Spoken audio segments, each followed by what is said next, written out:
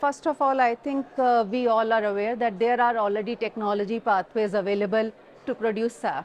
So what is needed next? So next we require to have these plants at an accelerated deployment. And we shouldn't forget in this process that these are first of a kind plants. So we need investments. So policies need to promote technology neutrality and also need to bring financial incentives or the mandates. So it needs to be a carrot and stick kind of approach. Supply side, demand side, both kind of policy measures need to go in tandem. Only then. And in this overall scenario, I think we should not forget the genesis of sustainability in the sector. Where as a technology player at LanzaTech, we feel the role of recycling carbon is a very important aspect. And what we bring is a unique concept that you take waste carbon, convert that waste carbon into a feedstock, and then to sustainable aviation.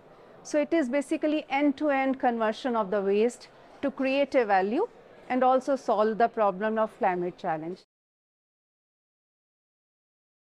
Use the carbon which is above the ground, which is the waste carbon, rather than taking fossil carbon out of the ground.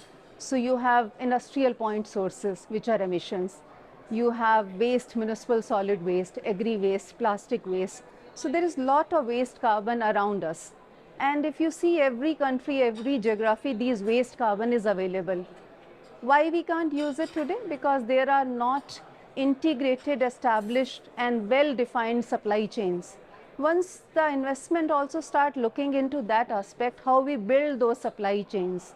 Because I think it's not only about the production of SAF. If you build those supply chains like agri residue, municipal solid waste, it's also about creating a socio-economic factor. And when you connect a cause with the people at large, that cause is going to succeed. And SAF need to be connected with that cause. We need to have a very robust planning, again, as I said in my initial remarks, from a supply side, how you ramp up the production capability, how you provide the right incentives.